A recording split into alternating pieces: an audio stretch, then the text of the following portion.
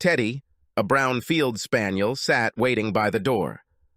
All morning, a sad man named Parker moved purposefully around the four-story building. They were going somewhere.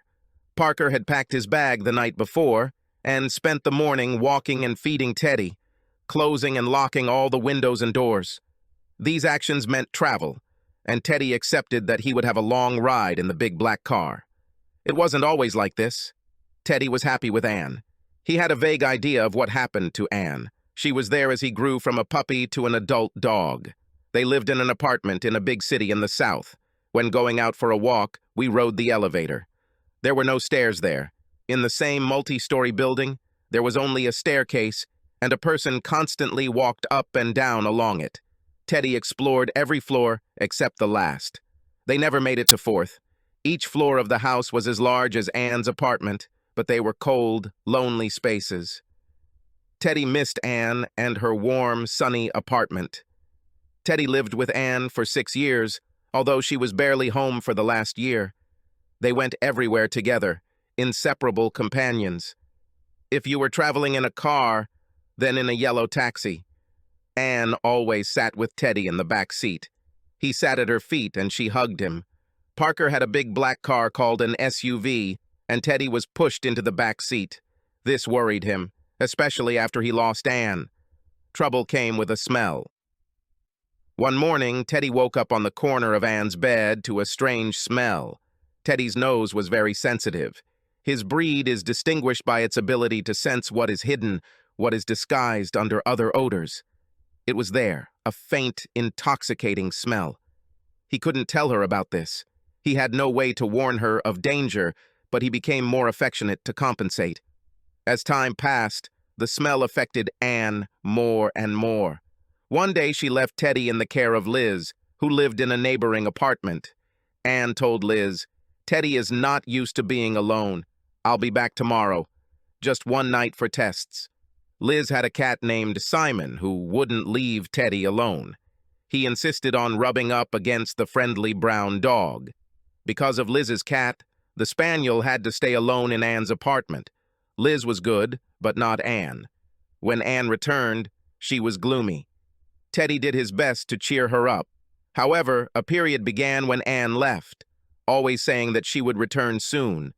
When she left, the unpleasant smell was strong, and upon her return it became less, but it never completely disappeared. After Anne first left, Liz or another neighbor came to feed and walk Teddy, but mostly he was left alone. Teddy waited impatiently for Anne to return, and for a while everything became almost normal. But Anne became weaker and weaker, and their walks became shorter and shorter. Soon they almost never left the apartment. Anne left for the last time, hugging Teddy tightly, but did not promise to return. Teddy waited and waited. At night, the apartment was dark and lifeless. Liz or someone else came once or twice a day, no more. Teddy was alone. And then the day came when Liz fed him and said with tears in her eyes, "Your new master will come this afternoon." On this day, a man named Parker came.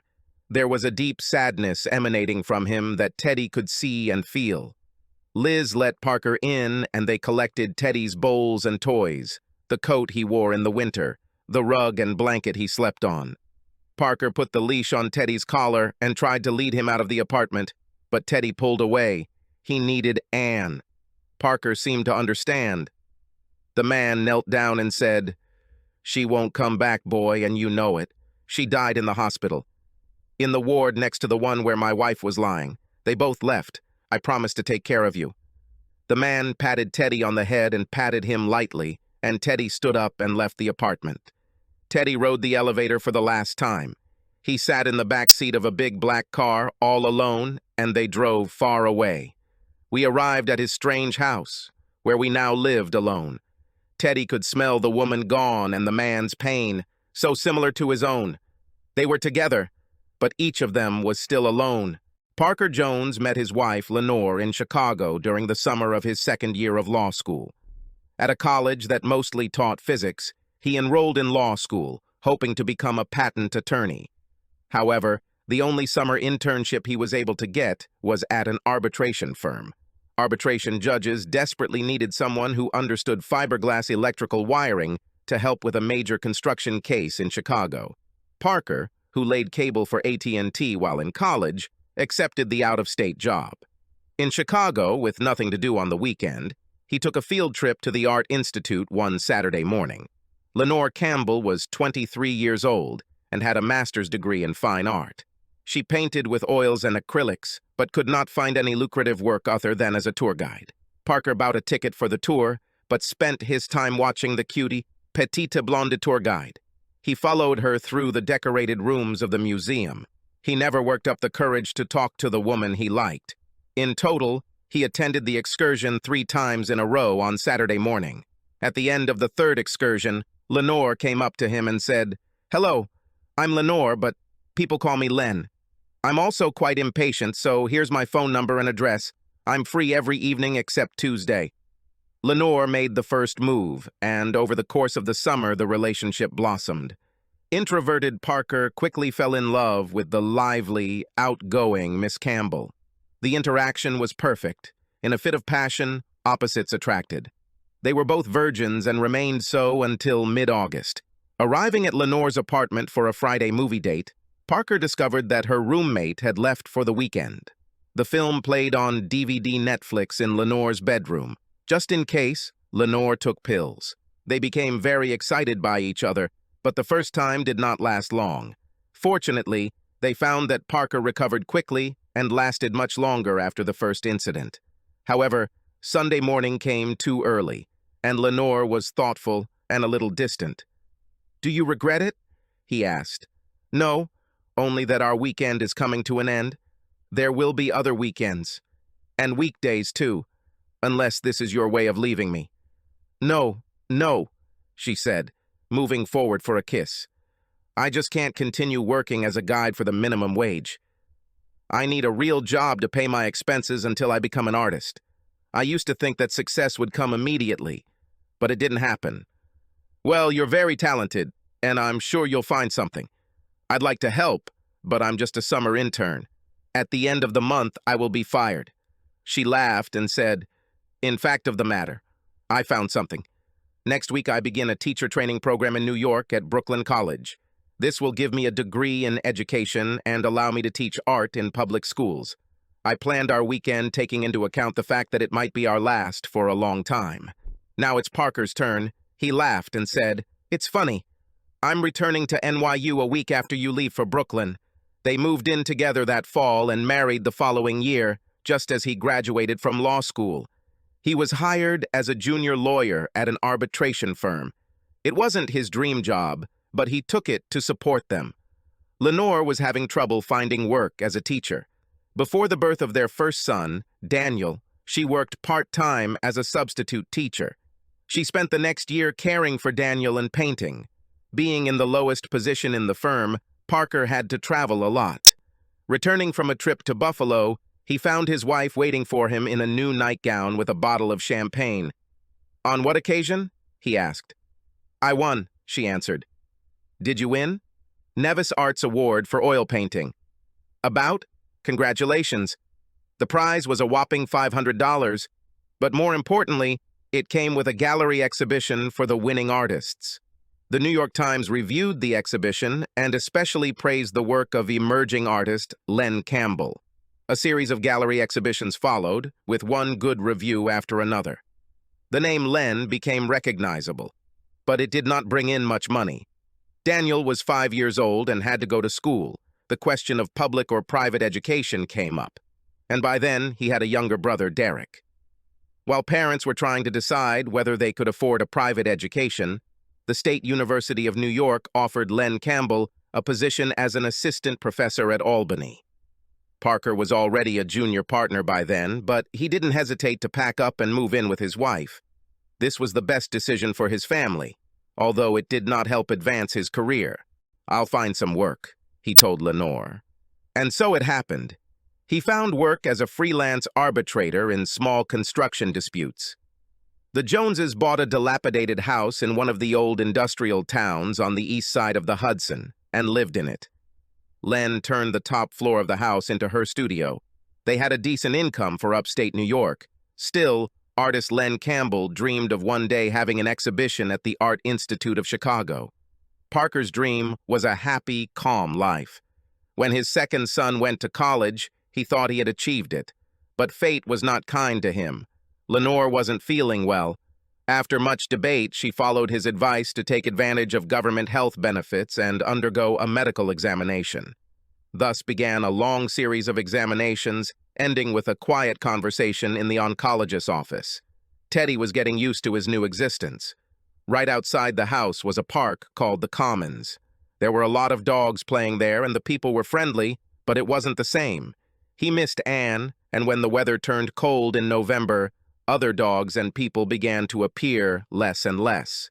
It was much colder than in the city, and they had few visitors, only a young man and his wife. The young man was not bad. It was Parker's son, Dan. He was tall like Parker and looked somewhat similar. But the woman, Dan's wife, did not like dogs. Teddy noticed this. This woman annoyed Parker. She criticized his house for being old and their neighborhood for being poor. "It's time to go," Parker said, grabbing the leash with one hand and the bag with the other. "The family will wait, and now that my Lenore is gone, we are at the mercy of our relatives for Thanksgiving." However, as they were about to leave, the phone rang. Parker picked up the phone. "Hello?" he said. "Oh, yes. Sorry, I didn't want to answer you. The point is that I need more time." Parker paused, listening to his interlocutor. Teddy lay down on the floor. These calls only made Parker sadder. "Yes, I understand that this is a great honor, and of course, Lenore deserves it, but for now I cannot part with her paintings. I need more time." Parker paused again, listening, and then said, "I promise I'll make a decision soon." Parker hung up and turned to Teddy and said, "Come on, guy, it's time to go." With those words and his slumped shoulders, they walked out of the house and across the small back garden, now dark and devoid of flowers, to a black car. Teddy climbed into the back for another long, boring ride. At the end of it, Teddy found himself in a place with perfect lawns and surprisingly similar houses. It seemed that they were outside the city, but there were fewer trees than in the city, and none of the streets went straight, but seemed to twist endlessly. Dan met his father and Teddy at the door. He hugged the older man. Looking past the men, Teddy noticed how a frown crossed the woman's face, giving way to an artificial smile. They were shown to a room at the back of the house. There seemed to be almost no stairs as everything was on the same level. However, there was a cat named Samantha, a large yellow tabby that hissed at Teddy and then walked away. Parker settled in the back room and then took Teddy for a long walk. When he wasn't out, Teddy was confined to the back room, but apparently so was Parker, or at least he preferred to stay there with Teddy rather than spend time with his relatives. Parker, Teddy realized, shared the same deep sadness. They both lost the only person who made their lives livable. The next day was crowded, and late in the morning guests began to arrive. Teddy was brought out to meet them. The cute brown dog with a friendly and affectionate character was immediately liked by the guests. Early in the day, Parker took Teddy for a walk through the winding, narrow streets of the village. When they returned, Parker's son Dan was talking to the couple in the foyer, taking their coats. "Oh, Dad," Dan said, "let me introduce you to Professor Stevenson and his wife." "Hi, Jan," Parker said to the red-haired woman. She turned to her husband and said, "Frank, this is Parker Jones. His wife was in the hospital at the same time as you." "Nice to finally meet you," Parker said, extending his hand. Frank Stevenson was a very tall, thin man with the overly gray pallor of someone recovering from a long illness. It was also noticeable that he was almost 2 decades older than his wife, a woman in her 30s. Stevenson accepted Parker's hand reluctantly, with resentment that Teddy could feel. Perhaps it was Parker's good health or the warm smile his wife gave to a man a good dozen years her husband's junior. "Oh, is that Teddy?" Jean Stevenson exclaimed. Jean squatted down to pet Teddy, and when he hugged her back, she laughed with delight. "Oh, I heard so much about you from Anne. She was a magnificent woman, and I know you must miss her, but now you have a wonderful man as your owner." Rising to her feet, she said, "I'm so glad you took Teddy." Fulfilled Anne's last wish. "I know he will have a good home with you." Jean paused and added, "I was so sorry to hear about Lenore. Perhaps it was for the best. New York was our last hope. Lenore fought to the end, but there comes a point when the struggle becomes worse than the disease. I know she and Anne are somewhere together, looking after Teddy and me."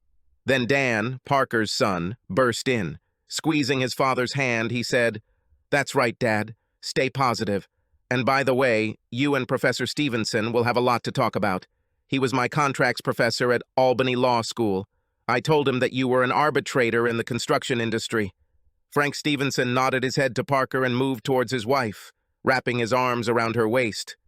Frank's movement brought him closer to Teddy, who caught the subtle scent and jumped away from the stranger to hide behind Parker. "What's the matter, boy?" Parker asked, patting Teddy on the head. "Perhaps all these new faces are overwhelming him," Jean suggested.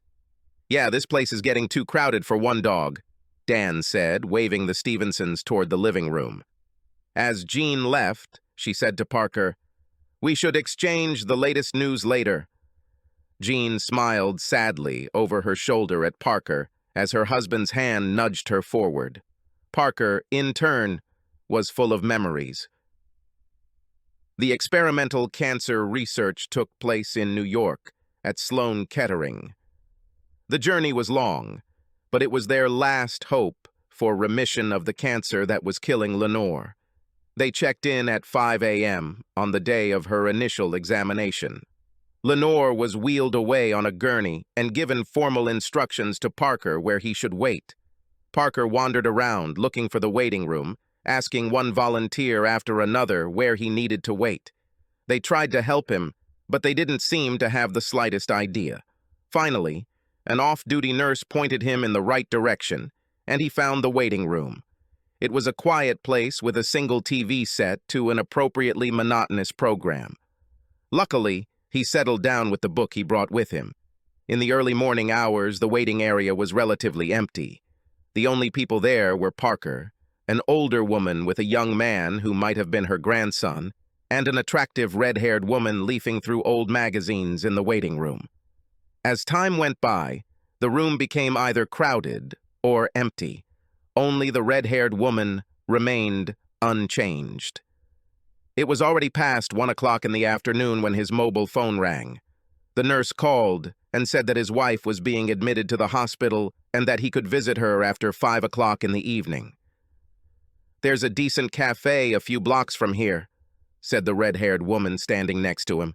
Her name was Jean Stevenson, and her husband, Frank, was undergoing the same cancer treatment as Parker's wife.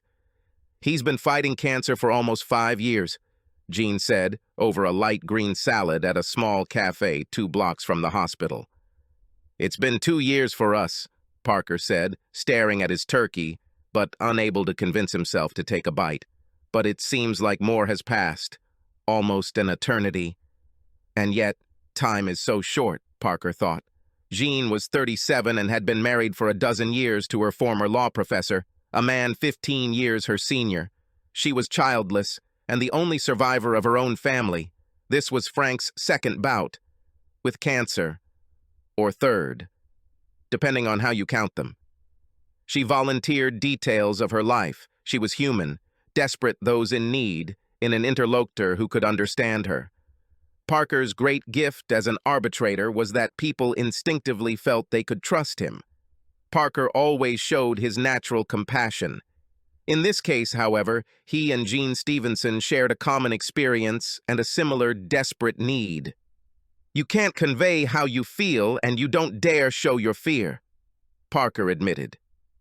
"You should always stay positive," Jean answered. They smiled at each other, 2 people stuck in their roles as caregivers. This was their first time together. 2 people who came to support their spouses came together for mutual support. They were lonely, because, caring for another, they were separated from the flow of the living world around them. Naturally, they were drawn to share their hardships together. The hospital had lists of restaurants and hotels that offered special rates to patients' families. Jean and Parker naturally began having late dinners together after visiting hours ended. We often stayed in the same hotel. This happened at the end of December, shortly before Christmas. New York was lit up in anticipation of the holiday. There was fun everywhere, but it was a dark time for Jean and Parker. Lenore shared a room with Anne Cummings, a book editor whose family included a brown dog named Teddy. That morning, Parker arrived at the hospital to find that Anne and Lenore had been moved to separate rooms. He had been in the hospital long enough to know that this was not a good sign.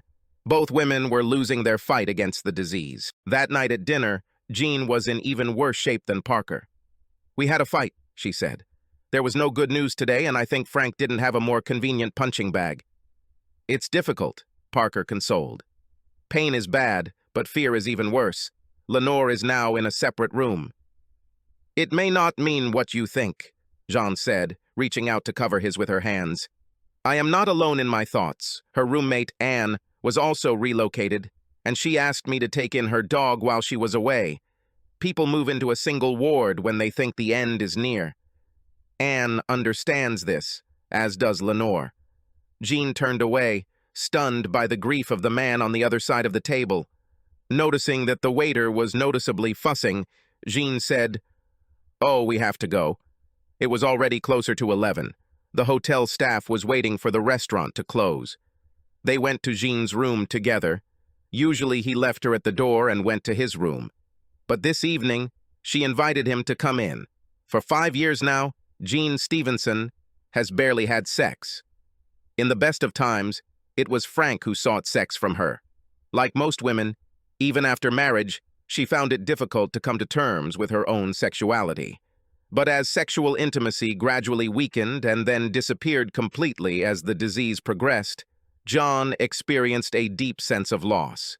She yearned for closeness emerging during sexual intercourse. Parker remained celibate for almost 2 years. Sometimes he indulged in self-satisfaction, but mostly he cried, unnoticed, in the shower. Lenore was usually timid in bed, but she always lost her shyness in the thrill of their mutual pleasure. Lenore was an artist, and Parker was a practical, down-to-earth person. However, in bed with Lenore, he learned to be an artist, playing with all the colors of her sexual desires. He developed a palette with which he could paint a portrait of their marital love. In Jean's hotel room, 2 involuntary celibates awkwardly reach out to each other. 2 desperate people in need of physical connection. "Would you like a drink?" Jean asked. I wouldn't refuse. It was a hard day. The drink was followed by a kiss, and it had a much more arousing effect. "We shouldn't do this," Jean said, as their lips parted. "You're right," Parker replied, kissing her again. The very thought of sleeping with a man who was not her husband was both unthinkable and at the same time extremely exciting for Jean. Like most women, the most exciting thing about sex in a long-term marriage was the thought of sex with someone other than her husband. It's not that wives are inherently unfaithful, but no woman's romantic dreams involve fidelity. Jean gave herself up to a moment of escape from the painful reality of her life. She grabbed onto the man, who was also drowning, and together they reached the lifeboat of oblivion in the sea of despair. In the morning, Jean woke up and found that Parker was already awake and sitting up. He sat completely still and looked out the window. The window overlooked a dull city street and a sterile office building. "Do you feel guilty?" Jean asked. "Of course," he replied. "And you?" "Same thing," she said, sitting up and moving so that her naked body was next to his. "But I don't regret it," Parker said and turned to kiss her. "Me too," she said when their lips met. So it all started with what was supposed to be a one-off. Jean went to the pharmacy to pick up the morning-after pill. Just a precaution, but something she had thought about a week before her blunder. She soon had more reliable contraception, another precaution, but one that proved necessary. As the harsh New York winter turned into a humid spring, they abandoned all pretense and abandoned 2 numbers in favor of 1. Parker never stopped feeling guilty, but he never thought about ending the affair. He divided his existence into 2 spheres. It kept him sane, as he watched cancer take away everything that was meaningful in his life. He assumed it was the same with Jean, but they never talked about it. Now it had become a taboo topic in the air bubble they occupied when they were together. Every morning he left Jean to take his place at Lenore's bedside. Every evening he returned a man, devastated by mental pain, to a woman who suffered no less. They hugged each other, blinking away tears, and pretended that this world was real. In June, everything changed. Summer was only a week away, but it was hot and humid. New York was as uncomfortable as New York can be. He traveled to the hospital from the hotel in the morning heat. Already upon arrival, he realized that something had happened. The nurses were silent, but their faces said that the end was near. Lenore spent that day more lucid than she had been a few weeks ago. They talked about little things, remembering the years of their life together, what Dan was like at 2 years old, and how different Derek was as a baby. She slept a little and woke up in the afternoon. "Sorry, Ed," she said suddenly. He sat by her bed, half asleep, watching the depressing news on the cable TV in the room. It took him a moment to answer, "Forgive." "For what, my love?" "For that. For all this. For putting you through this." He took her hand. "Hey, it is not your fault. Anything can happen. We will get through this together. You will see." He took her hand and smiled, which he hoped was reassuring. "No, I cannot do it anymore. Everything is coming to an end." "I'm sorry," she said, and tears ran down her face. He cried, too. They sat like this. She remembered their life together for a long time. She made him promise that he would live on. "Find yourself another," she said. "Don't force her to take the first step like I had to do." He remained by her bedside for the rest of the day. At 5 o'clock, she closed her eyes. She fell into a coma. Just after midnight, an alarm sounded on the monitors, but no scream. It was a quiet, plaintive plea. The nurse came in. The day before, a do not resuscitate order was signed. Lenore, wife, mother, lover, slipped away. When Parker returned to the hotel early that morning, he expected to find Jean, but her things were missing. Notes, too. She did not leave a farewell message. He later learned that her husband had been discharged. It was complete remission, one of the success stories of the new treatment. He visited Anna in hospital to say goodbye, finding her in poor condition. "I'm sorry about Lenore," she began. "I'm not supposed to know, but you always hear whispers." "She just gave up," Parker said. "No," Anne said, grabbing his hand with all the strength she still had left. She accepted the inevitable. "That's exactly what she did. Now it's my turn." "Don't say that." "Why, because it's not true?" "No. I have only one regret. Poor Teddy was left all alone in a dark apartment. Liz, my neighbor, walks and feeds him, but she can't take him in because of her cat. He is good with cats, but the cat is bad with him. Poor Teddy is waiting for my return, but I think he knows that this is a lost hope. I think he realized that I was sick before the doctors did. I've been told that dogs can smell cancer. Spaniels are the best. They can detect very faint odors. My poor boy. He needs someone, and I think you need him. Please take it." Parker took Teddy. They traveled a long way to the north of the state. The dog and the man were both grieving. They arrived at an empty house. Teddy wandered around the floors, for all except the fourth. At the very top of the house was Lenore's old studio. This floor was off limits. Parker didn't go there. It couldn't face his grief. Like Teddy, he lived with hope that was impossible. Thanksgiving dinner at the younger Parker's house was a strange experience. About 20 people were present, several family members, as well as social and professional acquaintances of the newly married couple. Dinner was ordered, and no one could object to the quality or quantity of the food. However, the elder Parker ate very little and shared most of the meal with Teddy, who was in the back room during the feast. After dinner, Parker, avoiding communication, went outside with Teddy. When they had walked quite a bit, Jean caught up with them. They sat down on a lonely bench, set slightly back from the road. near what appeared to be a bus stop, a deserted place in a block of single-family houses with two-car garages. "Can we talk?" she asked. "Of course," he replied, sitting down. Teddy settled down at his feet. "I'm sorry I didn't say goodbye," she began. "That's not necessary," he said. "We didn't have a real relationship. We just shared a bed for convenience." She sobbed slightly at his words and said, "I deserve it, I guess, but we both know we had something much more." She paused. Both were silent, and then she said, "I love you. I understand that this should not have happened. Of course I didn't want this. But it happened, and then Frank felt better. I didn't know how to tell you about this. I couldn't find the words to say goodbye." Parker turned to her. She cried. "Please don't," he said. "I understand. He is your husband, and he needs you. We've gone too far. No one is to blame for this." "I'm sorry," she begged. "There is nothing to forgive for. But you are lonely." In response, he tugged on Teddy's leash, and the dog looked up at them. "You're forgetting about Teddy," he said. Jean leaned forward and stroked Teddy's head. He licked her hand, and she smiled back. "He is a good companion, but still. We both have a connection that is growing. He has a depth of pain that I cannot yet understand, and he is trying to understand me. This is a work in progress. We continue to live."